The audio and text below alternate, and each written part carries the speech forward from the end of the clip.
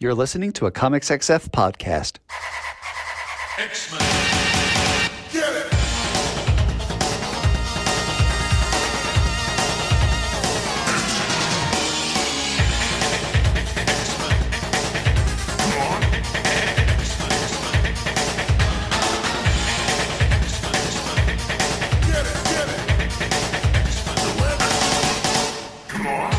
Hey everyone, and welcome to another exciting episode of Battle of the Atom. This is your weekly X-Men podcast where we rank every story. And we do mean every story, regardless of if it's a filler or unimportant or kind of baffling that it exists or there to fill a hole in the publishing schedule. Every story from A to Z. I'm Bert Flurberg filling in for Adam Reck. I'm Zach. I do this show all the time. I don't know who you are. What's up with this? Adam, now that I say that, I feel bad because you are constantly doing bits and I am shutting them down a lot. No. This is just, you know what we don't need? We don't need bits that last for longer than the intro. You know, like, let's just do a bit at the start and then move on. I disagree. think that's a better scenario.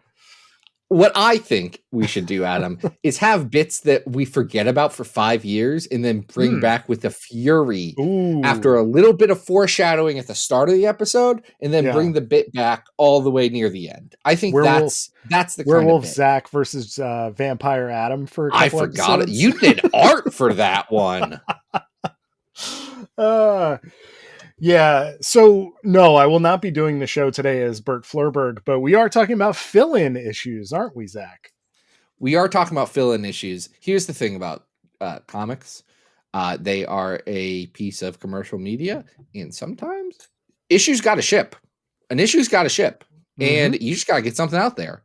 And sometimes you say, oh, crap, I've got an artist who's late, or oh, crap, what's other things that happen?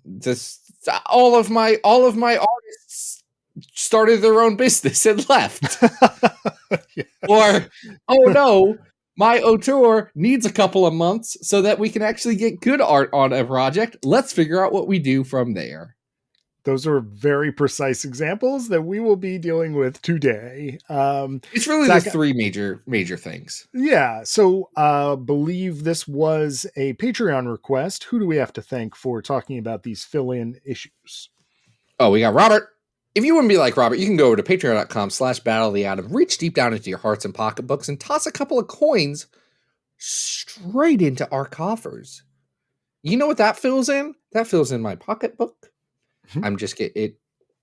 It's just if you like the show and you want us to keep doing it. And hey, you know what? Zencaster's not free. That's all I'm saying about that. That is true. So, folks, we are going to start with a fill-in issue that's really kind of important and also kind of not important for a variety of reasons. This is the all-new, all-different X-Men 110, which is still written by Chris Claremont, but is not drawn by series regular Dave Cockrum. It is drawn by Tony DeZuniga. Well, at this point, Cockrum's John Byrne. off. It's John Byrne even. No, you're right. It's about to turn into the real Byrne show. Yeah, but real soon. We gotta, I guess, take a little breather before we get into Dark Phoenix. I'm pretty sure at this time, John Byrne, say what you will about him, and I've said worse. John Byrne was working on at least 2 books at the same time right now. Oh, that's true. Yeah. Like, I get it if John's like, hey, I'm not making this month. The challenge I find with this is that it seems that Christopher also decided to be like, I'm going to do a fill-in one. Like, he's writing a fill-in issue, even though he doesn't have to write a fill-in issue. And it's what's funny about this, I just made the reference to Dave Cockrum. He actually helps out on the art of this issue.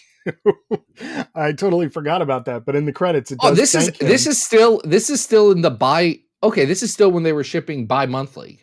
Yeah. So there were 2 months between. I'm just saying, this story, when you only have 6 issues a year, This is a wild one for Chris to burn. Be like, this issue's, we're just going to do a thing that we're going to retcon into being set up later. Yeah. So, and not very good setup or interesting setup. No. But this issue does start with kind of a landmark in X-Men storytelling. And this is the first time that the X-Men played baseball on panel. Love it. Now, we often reference the Marvel Wiki and thank the people who work on that site for their tireless work. I do have insane monsters who work on that site. I do have a quick note in the entry for this particular issue. It does refer to this game as softball, which I have to take issue with. My colleague, Dr. Anna Papard, and I did break this down recently in a issue review of one of the issues of Fall of the House of X, in that they're not playing softball. They're playing baseball. I realize there could be some confusion because of the way Kurt's illustrated on the first page, winding up with his pitch, but I don't see any other indication that this is softball. Luckily for you, buddy, here's the thing. Wikis, by their nature, are editable, and you could fix it. Oh, wow. I was going to fix it during this, but here's the thing. They want me to set up an account, and I'm not doing that. I don't know if I want to be a contributor. It's not it's fixing one word. And here's the beauty about Wiki Drift. And I think it was Connor Goldsmith who coined the term Wiki Drift, but he could have been pulling that from something else.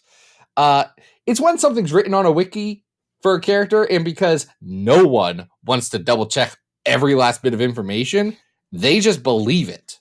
And they keep going, and then that becomes true. Like Exodus having to believe for his powers, that's not a thing. No, I don't think that is a thing. And then everyone put it on the internet and thought it was a thing, and then Kieran Gillen was like, well, no, I'll make it a thing. It'll be a thing now, yeah. Well, hey, that's the beauty of comics and its relationship to fandom. So this issue features a character who appears in this issue and then doesn't come back until a backup story in X-Men Volume 2, 10 and 11. This is the one, the only, you probably forgot about him. It's Warhawk. It's weird that you say he doesn't come back when he absolutely is used by Chris in Power Man and Iron Fist. Okay, I mean in X-Men continuity. He's not an ongoing concern, despite the fact that he's spying here. I guess later is to be revealed to be from the Hellfire Club, correct? Yeah, in 130, which is the all flashbacks issue. Oh boy. Wow. I mean, it is. He's revealed to be part of the Hellfire Club. Hey, you know the thing about Warhawk that's weird to be retconned into all of this later? What's that? He's a member of the Weapon Plus program. Oh, geez. Great. Very specifically, he is from not Weapon 6. The one that Luke Cage was supposed to have come from. That does make sense. He is a metal manned hero or villain, excuse me, who's walking around with a skull on his belt and swords on his chest. But really his main point of attack here is sabotaging the X-Men in the Danger Room. I guess that's a plan. I get the concept. It's not as fun as you want it to be. Part of that's because Tony DeZuniga is not John Byrne, and Tony DeZuniga is not Dave Cockrum. No, the art in this is not very good. Reminds me a little bit of some of the Silver Age shenanigans that we've read over the years. I did appreciate. It really does. Yeah, I did appreciate when the newest version of Colosso appears in one of the panels, and Cyclops introduces him to Colossus. I thought that was kind of funny. It's just funny that Colosso exists. Like, no one talks about Colosso. Colosso could be non-canonical. Colosso Danger 1.0, maybe? I don't know. Colosso, not a very good robot that the X-Men. Oh, shoot, hold on. We could do a Danger Colosso love triangle thing. Right? Oh, we could do that. Sure. Adam, they should let us do all the X-Men stuff. I'm sure it would be profitable. Sure.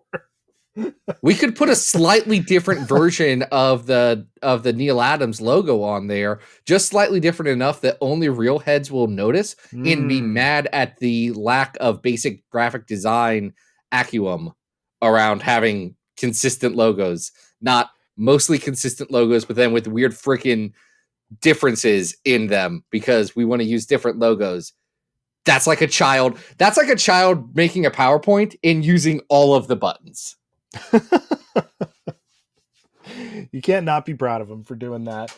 I think another thing that adds to the Silver Aginess of this story is that the police end up at the mansion at the end of the issue to kind of check out what was going on, which is and they just take strange. Warhawk away. Yeah, it's just weird. Yeah. It's like, okay, I guess that's what we're doing here. The issue also ends with Wolverine kind of leading a hooray for the X-Men, which is just they're silly. still. What's interesting about this is that this is pretty much right after the Phoenix Saga, right? Which that chunk from 98 to the Phoenix Saga, like from the Sentinel stuff to the Phoenix Saga, like that feels like X-Men. Mhm. Like that's the part where Claremont and Cockrum and then Byrne click, and it's like, yes, this is what the comic is probably going to be. And maybe it's just the fact that they're jumping back to like an in-between issue, like just a soft one, and they don't know what the at-home dynamics of this team are going to be just yet. They may still be trying to figure that out. It has that, but it also does have a couple of interesting character moments. One of them is the hints around Moira McTaggart's character. Warhawk is like, wait a minute, isn't this like a very famous scientist? What's she doing as the, maid at this mansion? And the other one is that Claremont is clearly seeding the Wolverine-Jean relationship in this issue as well. So there are some things that feel a little out of place. There are some other things that feel like he's trying to advance the story. Listen, what people forget is that Chris Claremont shouldn't have been writing X-Men. Like, he was just some kid that was helping out around the office. And they were like, I don't want to do this book. Here, Chris, you want it? Great. Can you turn in 20 pages? And then he's learning on the job. And that's what's interesting about these early X-Men. Because even that Phoenix Saga stuff, it's got a few things that you sit back and like, we're not there yet, but I can see the vision. Yeah. This one is interesting to see, but this is not one I go back to or remember well. Like everything around it, I can tell you what's going on. It's great. This one, sure, not so much. Yeah, it's definitely a dud. But it has enough interesting stuff that I don't think it's awful, but it doesn't have the same memorable quality as what is around it. So it's just rough that Claremont is about to go on one of the biggest eaters in comics history. Like literally the issue right after this is the one that starts with Magneto's underground base and like them getting mesmerized into the circus, which leads them into the Savage Land stuff, which leads them into Proteus, which leads them into the Dark Phoenix Saga, which leads them into Days of Future Past. And it's just like X-Men is nothing but hits from this moment on. Yeah. No, he's on. I say nothing but hits. There's plenty of bad X-Men comics, but this one is one of them. Yes. Now we have a wide variety of stories, good and bad, on something we call our big old list. Zach, what is that? Well, the thing about our big old list, and some people would be mad at me for saying this, but it is the truth, is that more X-Men comics are not good than are good. So it's mostly a list of a bunch of mediocre comics and then a handful of absolute stone cold stunners. Starting at number 1 on the list, because, by the way, we have 915 comics on this list that we've ranked. It's too many. You can see Adam and my mental state deteriorating as the show has gone on. I mean, it's true. Maybe it's that we're living in unprecedented times. But number 1's House of X Powers of 10. Mm-hmm. Rest in peace, my boy. Number 300 is The Trial of Jean Grey. Number 600 is Uncanny X-Men 365. What's that issue? I don't remember. I bet if I looked at a picture, I would, but I don't remember off the top of my head. Number 900 is Magneto Volume 1, starring not Magneto. And number 915, the worst X-Men story of all time, is 2099, World of Tomorrow. Where do we start here? At 601, we have Dino Rachel, Uncanny 455 to 459. Is this better or worse than that, Zach? It's worse. That has Alan Davis art.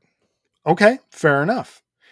It's not the best Alan Davis art, but it's still Alan Davis. No. At 617, we have Uncanny 202 to 203, which is some Secret Wars 2 stuff with John Romita Jr.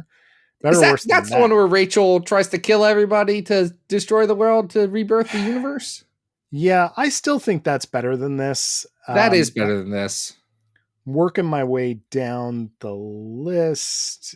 This is not better than Weapon X The Draft Sauron. No. How about the end of X-Men The End, Part 3? No. What are you talking about? That's a good comic. Okay.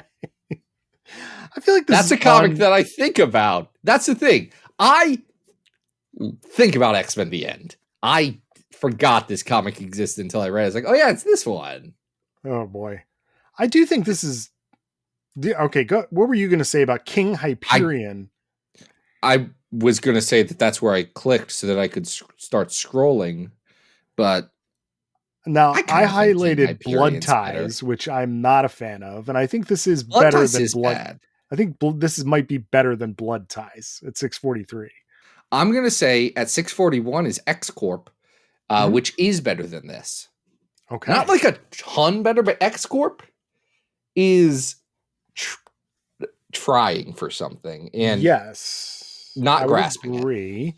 And at 642, we have the annual crossover Escape from the Negative Zone, which I remember having some pretty distinctive art that was at least trying some stuff.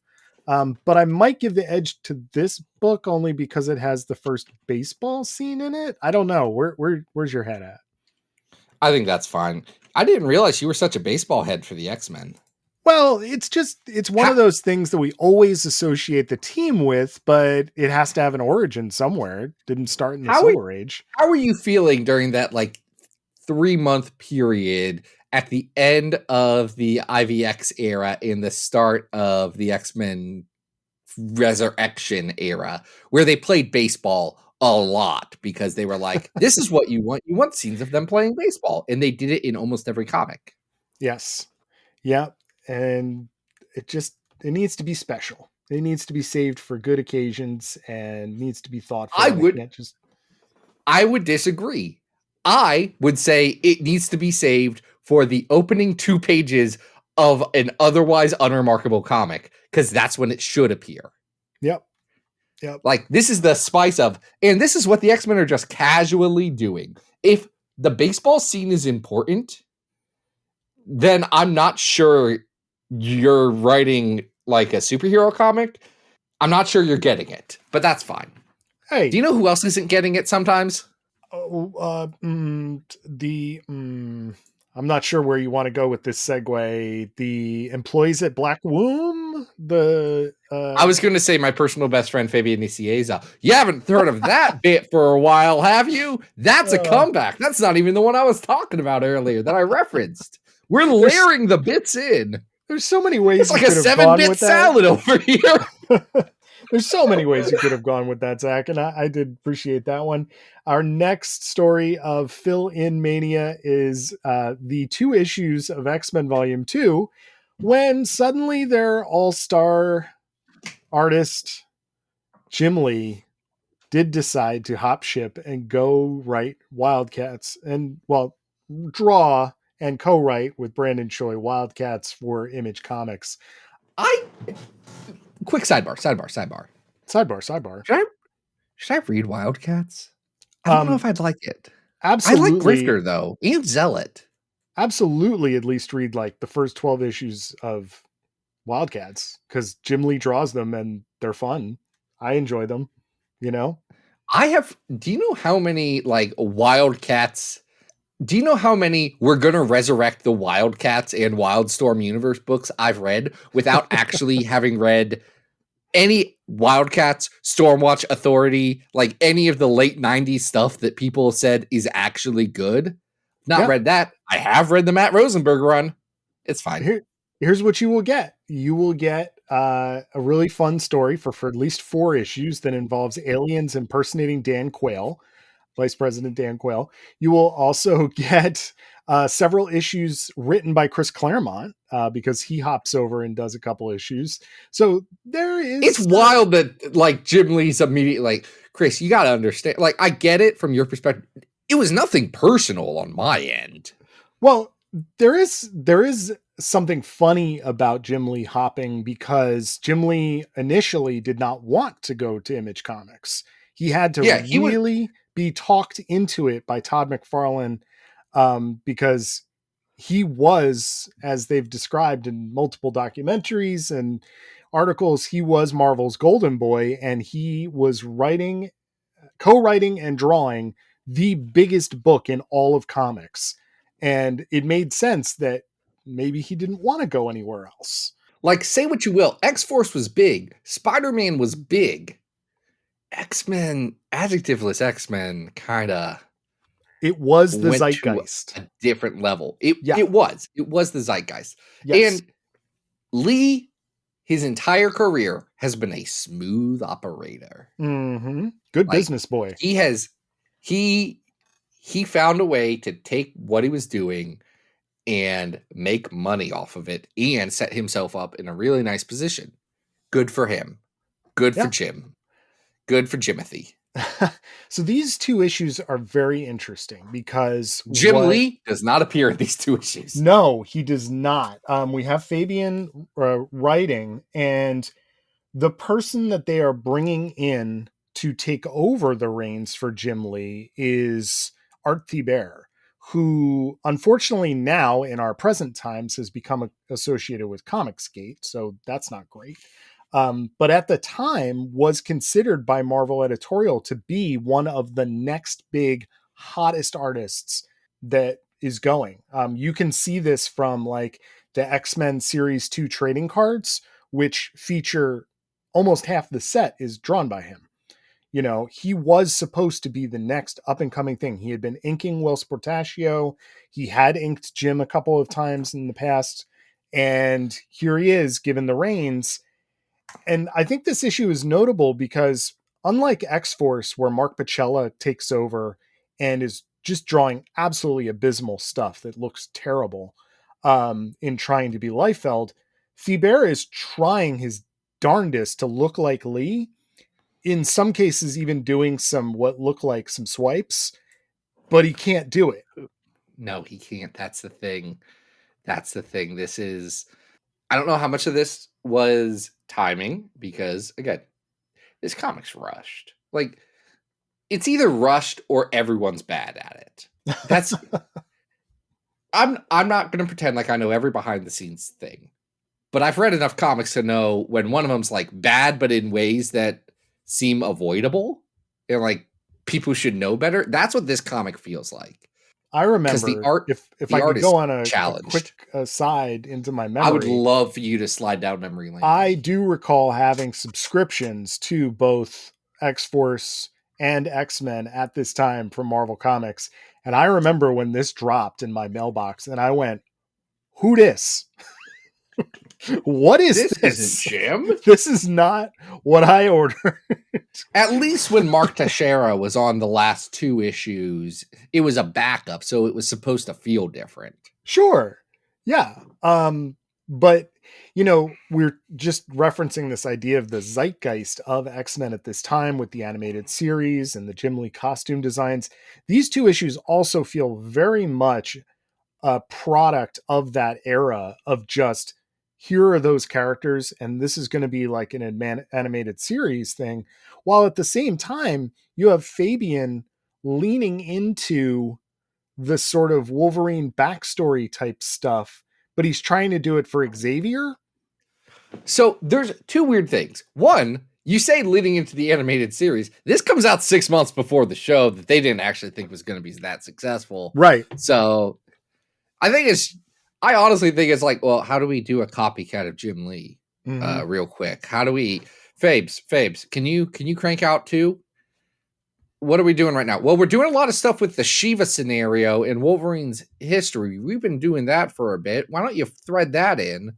Two, this story you want to tell about what went on with Charles Xavier's family and who is Carter Reiking? Hazard? Hazard. And how is he connected? And these two issues you brought up when we were talking about these before the show. You're like, oh yeah, like sets up all the Black Womb stuff and all of this. And I said, one, those stories are bad anyway. Two, that doesn't actually happen in any of this. It's just like Xavier's dad was doing something weird with nukes. Oh, to be clear, they do not establish any of that. It's just that Xavier was part of something mysterious.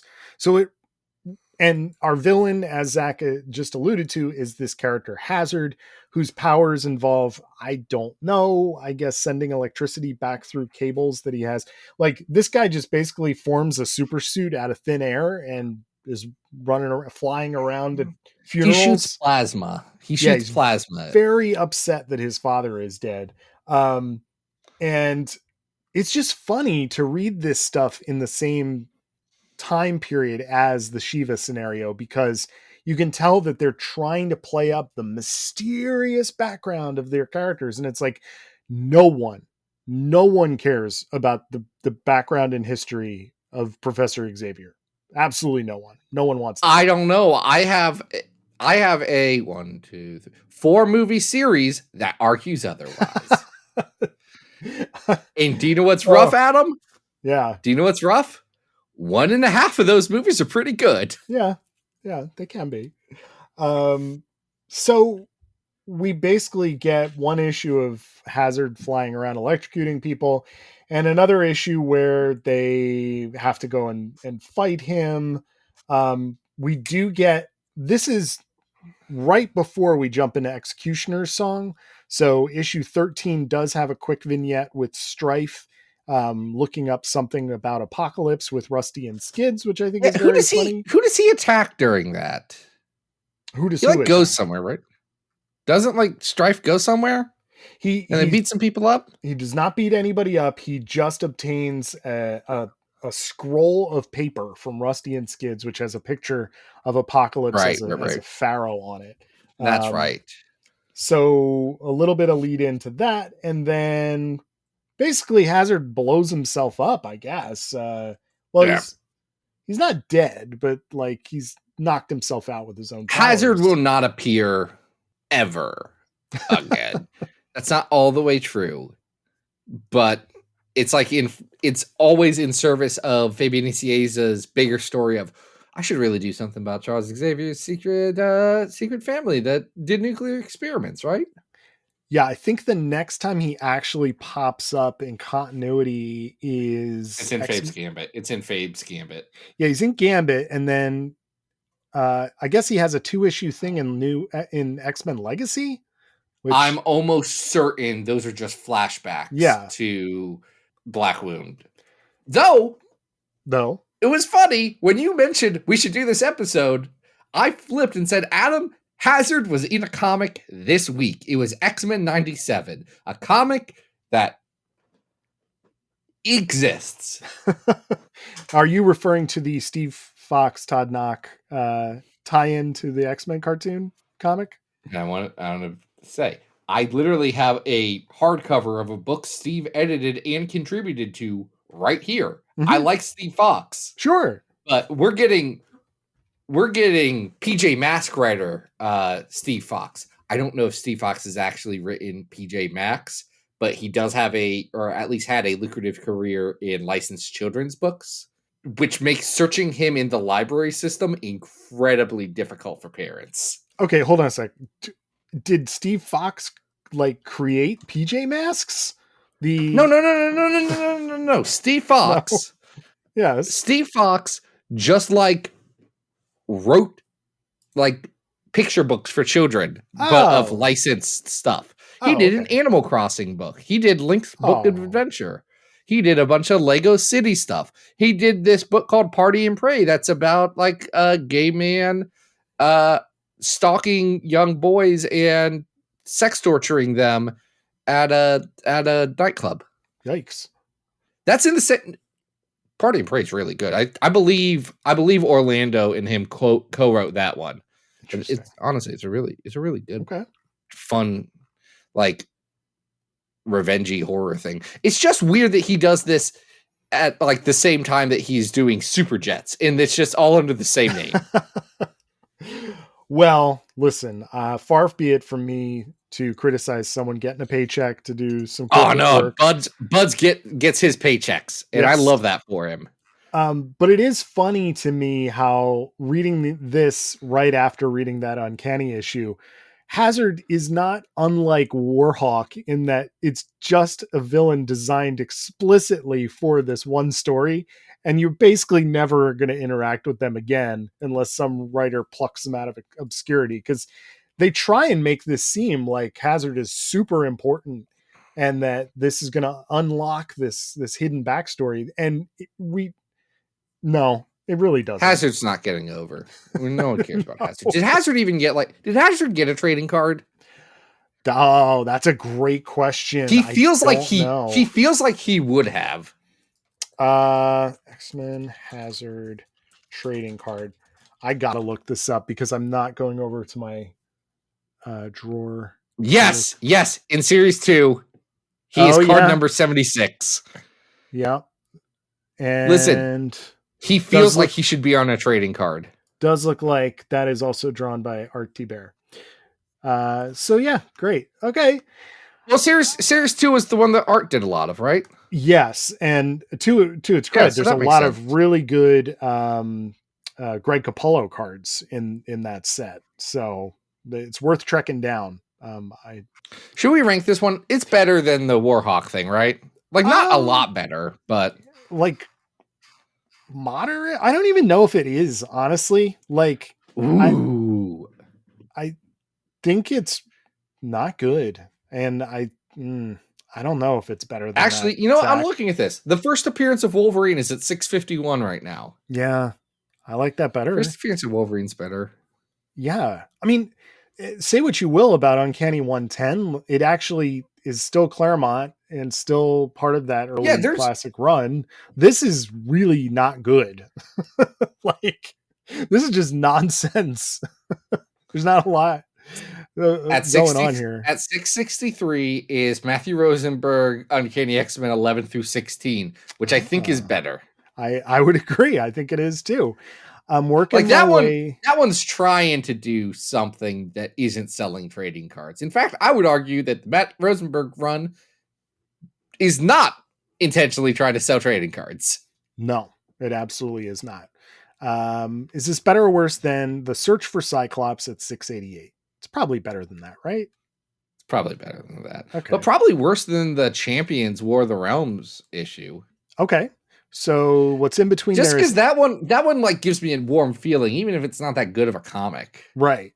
Yeah. This doesn't give me a warm feeling. In between there is Exiles 8 to 10 at 687. Better. I don't know if that Exiles story is better, but people like Exiles more, so I'm willing to give Exiles the bump. Great. So this is going to be our new 688 X-Men Volume 2, 12 and 13. Just to be clear, people like Exiles more than Hazard the character, not more than 1992 X-Men Volume 2. I am not trying to imply that Exiles was more popular than the most popular thing ever in comics. No, you are absolutely right about that. Though I don't know how people feel about this next story. We've talked about it. It's X-Men update, baby! Let's go! We're doing it. We're doing this so intentionally. So we talked about doing fill-ins, and what better way to finish off this fill-ins episode than one of the most recent fill-in entire sagas This is events. This is a full-blown fill-in event. Yes. And I've got to say, love that for them. Zach Thompson and Lonnie Nodler, friends of the show, writing some of the coolest comics out there today. This is a quick Zach Lonnie plug. They don't co-write anymore. They're still friends. They just don't co-write anymore. Lonnie is doing a couple of things. The Sickness is my favorite. It's him and Jenna Cha. And Adam, I know you haven't read it. The trade is going to be released soon. I will buy you the trade of The Sickness because it's like you like Junji Ito horror comics, like any red-blooded American. Then you will very much enjoy what I can accurately describe as the most American Junji Ito comic, that like, not that it's aping Ito, but it's the same tone and the same like type of horror and unsettledness, but a purely American take, which is weird because Lonnie's Canadian. Wow. And then Zach Thompson has a lot of stuff going on right now. Into the Unbeing, I think, is just about to come out. I've gotten to read the first chunk of it. I really enjoyed it, and I want to see where it goes. If you like the Southern Reach trilogy by Jeff Vandermeer, or just watched the movie Annihilation, you should probably pick this one up. Like, sounds great. It's in that spirit. So we have covered. We're doing Age of X-Men. I'm sorry, we didn't even say that. Yeah, well, we said that. I thought we did. If we didn't say it, here's what we're doing. I would hope heads know what we're talking about. We have already covered on the program all of the Age of X-Men mini-series, except for the core series of Marvelous X-Men, and we have not done the Alpha and Omega issues of Age of X-Men. So that is. We've also not done Apocalypse and the X-Tracks, which is the one we always forget about. Yeah, but I don't want to do that one unless somebody wants to do that eventually. It. Yeah, someone tell us to do a Genesis episode. We'll do one, and then you'll get mad because we'll do stories about 3 different characters named Genesis, not 3 different stories about Evan Sabanur. We'll do a Genesis video game tie-in comic. We could do that. I was thinking just Tyler Dayspring and also Apocalypse's hot wife. Yeah, lots of options there, So we've talked about Age of X-Men a lot, but this is the actual core book that is about the version of the X-Men that exists in this world, along with sort of the spine of what it is that Nate Gray is trying to accomplish here. And I hadn't revisited this in a while. And it brought back some great memories because I remember reading it going, wow, Zach and Lonnie are taking a lot of risks here. Remember really enjoying Gene Luke, aka Jean Grey and Lucas Bishop. The only person who has the only person who liked that. I like that relationship. Like, I think, that could be a cool way to take things, especially because they had brought Jean back to the Marvel universe finally, and Bishop had been fixed by that point. So they were like, well, these 2 characters, that would be an interesting thing. I like that.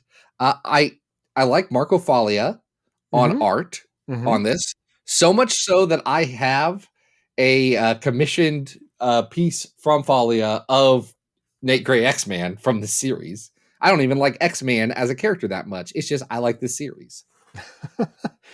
And I believe Simone Buonfantino does the art on Age of X-Men Omega. And Ramon Rosanos does the Alpha. And I want to say the Rosanos issue, like, it is in a very intentional, pale, 50s Americana kind of style and tone that is trying to set you into this is a utopia. And it is a really, I like this as a really cool example of how much the like art can tell the story for you. Just those first couple of pages, just seeing the set dressing and the design, like it tells you everything you need to know about this world. And it tells it to you with the same subtlety as like the Scarlet Letter. Yeah. But sometimes, listen, I've met comics fans, they're very dumb. They may not get subtext. You could be an executive vice president of editing for a comic series and not get subtext. It's fine. It sometimes is difficult to read. I what I will say, so for people who may have missed all of our Age of X-Men content over the years and have not read, Go back this to our series, interview with Zach and Lonnie first. Yeah. Essentially, at the end of X-Men Disassembled, Nate Gray formed it's not an alternate timeline. It is a like pocket universe that exists within himself thanks to a life seed, a Phoenix life seed, or is it an Apocalypse? No, Celestials. Celestial. Thank you. Okay. And in this world, all people are mutants. Everyone is happy. Everyone is content and lives in a utopia, except you're not allowed to develop relationships. So babies are born in a hatchery and everyone is just, you're not allowed to have relatives. You're not allowed to have a significant other. You're just you, and you can team up with people during the day. But at the end of the day, you go back to your house at the end of the cul-de-sac, and that's just for you. Well, this is not the first time Zach Thompson has played with this idea. He has a novel that I think he's trying to scrape away from the internet. But he has a novel called Weaponized that came out right before this, not too long ago, which uses a similar concept of, hey, what if there's a world where people can't form relationships? That one is more explicitly about sex, where this is taking a more broader approach of, it's not just sex, and it's not just a sex police. The sex police are very funny that there are sex police in this universe. Love that. Love that for Leah. Love that for me. But it is truly about any sort of like deep emotional connection to one another. And I think that's a really interesting idea that the writers of these books, like, they get it. They Sure. get that they can do cool things. And each book is about a bit of a different twist on that.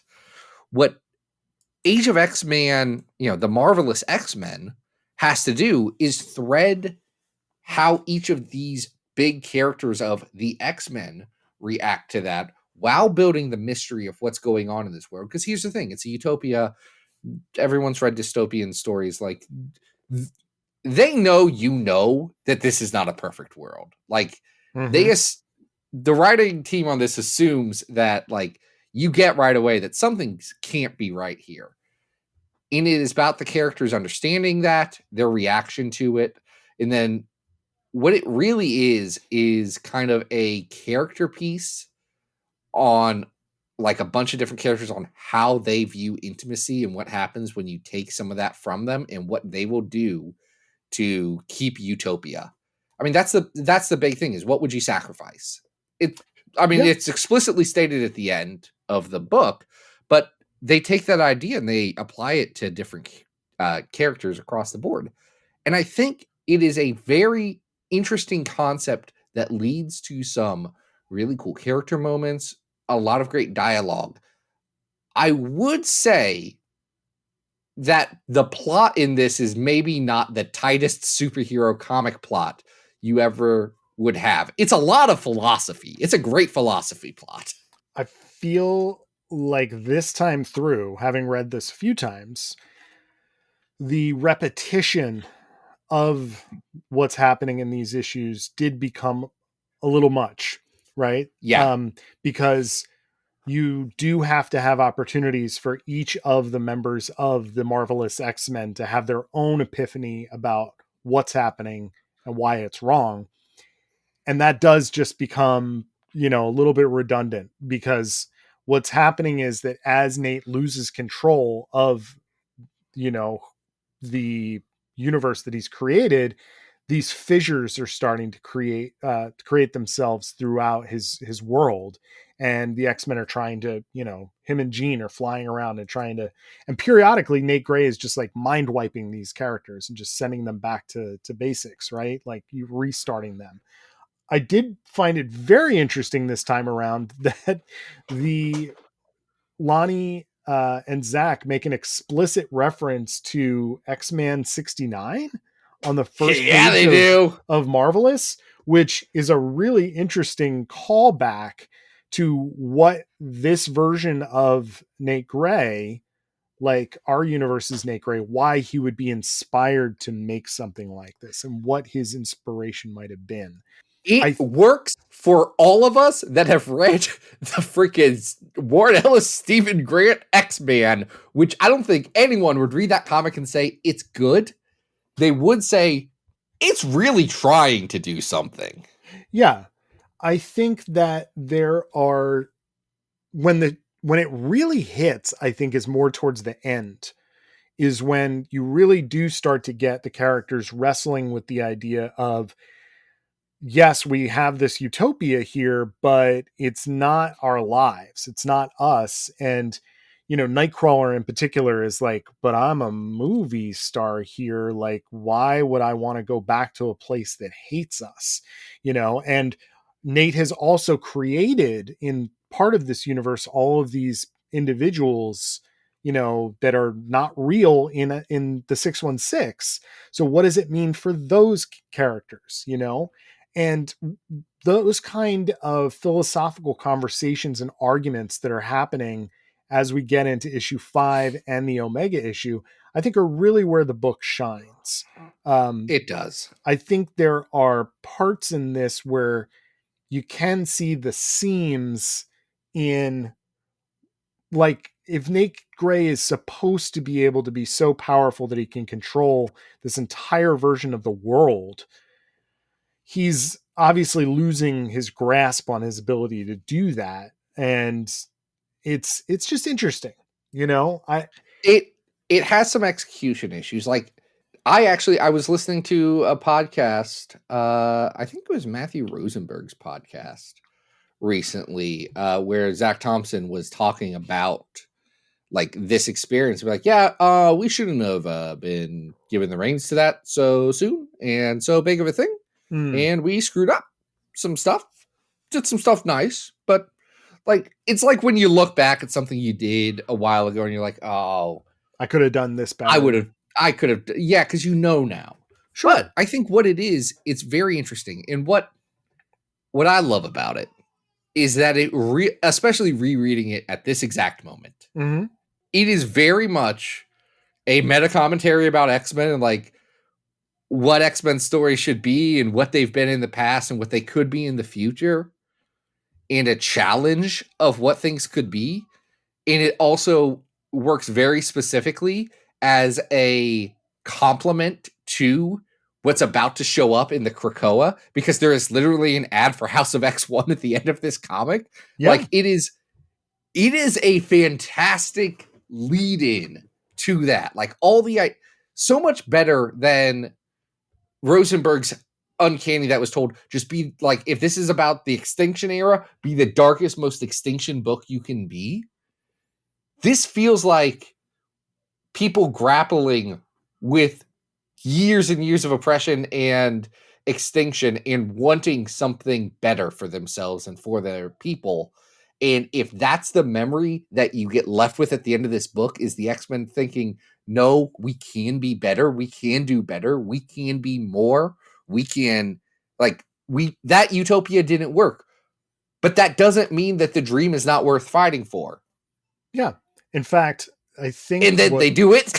They just do it the next week. Right. One of the things that I love it. Really was struck by this time was at the end of the Omega issue, before you get to the epilogue, which I want to talk about, Rosenberg made a big deal, not a big deal, but like the opening of his fill-in X-Men era was, this is the last X-Men story, right?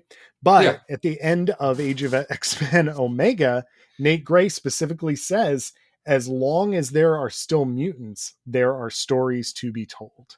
So it explicitly is in sharp relief to what Rosenberg was doing with his story. So the two work very, very well in complementing each other, right? But in fact, at one point, Rosenberg's like Uncanny X-Men was going to be like a explicit tie-in, like Age of X-Men, The Left Behind or something. I forget what it was supposed to be. Oh, but like, okay. That was not outside of the realm of possibility. And then Marvel was like, no, this is the book Uncanny X-Men. It sells a lot just by being Uncanny X-Men. So we're gonna keep that on there. Yeah, no. Yeah. I am still hopeful that one day, not sometime soon, but maybe years from now, someone will pick up the thread that is left on the final page, which does establish that a splinter of Magneto and Nate Gray are somewhere in the universe of whatever is going on, creating a new utopia. And without sex police, without fascism, they're starting without over. mind control. They were like, oh crap. Those were 3 of our biggest mistakes there. I also like how this is colored very explicitly. If you know Nate Gray and you know X-Man, like this is his idea of utopia. Mm-hmm. Makes sense. It is a world where like it is not the age of apocalypse. It is not the horrible place where he comes from, but then also like, no, babies are made in tubes like me. That's what happens. Yeah. I know which one of these people is my mom, and I can't accidentally have sex with her. Mm-hmm. Like, that's what drives Nate. That's what the book's about. And it's great for heads like me who do not like this character, but are fascinated by him. It's high concept. It's swinging big. I don't think it succeeds in everything, but I appreciate it because it's trying to do something that's very bold.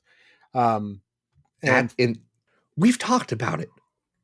I want bold. You want bold. Like, we've read over 900 X-Men stories. Like, we're tapped out, and this is an us problem because we've chosen to read that many. But we're kind of tapped out on X-Men stories. We want the new stories with our friends Cyclops and Wolverine and Nightcrawler and Storm and all our buddies. Yeah.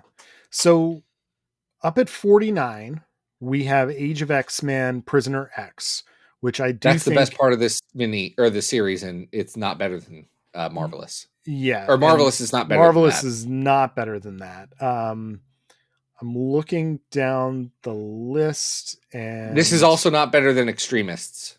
Which is or Next Gen. Okay. And where are they? Next Gen is at 104. Yep. Where's Extremist is below that because Extremist has the inconsistent art and a little bit of pacing stuff. Is it better than Extremists? It's not better than Extremists. I think Extremists finds a way to better tie in the challenge of having their characters all have to realize stuff, like, and have that like, oh wait, this is bad. Extremists makes that as a unit more coherent, where this has to be the book where its cast is the X-Men and Nature Girl, who I love.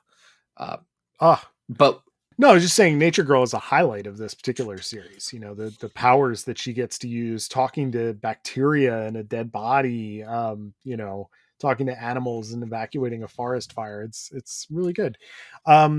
The one thing we haven't touched on that I do want to just mention. Yes. The Mike Hawthorne redesigns for this book. Good. So good. That Jean costume, I kind of like, I don't want that to be Jean's superhero clothes. I do kind of want to see her like just casually walking around like that. Oh yeah. Yeah. The looks. Aurora's great. Magneto's great. I love with the antlers. Fantastic. Nature Girl with the antlers is awesome. That's probably my favorite one. Colossus one's fine. Yeah, he's just missing an arm. So The I'll say the X-23 one's a bit of a miss, but I see what they were going for. And actually, if you look at the design sheet, she's wearing a leather jacket over it. So instead of wearing samurai Jedi clothes, which I get, but like anyway, you were saying. No, I just have selected House of M at 176, and I think this is better. House of M has a very similar problem where all of the characters have to realize that they're living in a simulation. Yeah.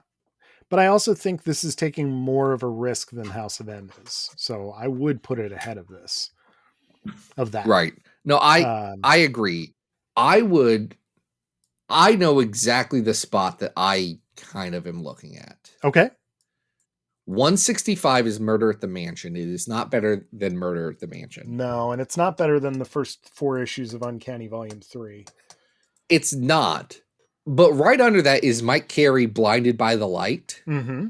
And I kind of think those 3 stories, the Start of the Revolution stuff, Blinded by the Light, and Age of X-Men, are of a similar quality. Sure. Not tonally, but like, it's like, okay, I want to see where this goes, and maybe there's some warts on it, but it's generally something that I'm going to look upon fondly. Yeah. So is it better or worse than the Mike Carey? Better, and I'm going to say that because I'm not a big Umberto Ramos guy. Okay. I like Ramos, but like I look at Marco Foglia drawing the lead character of this every day. It's just like, it's one of those.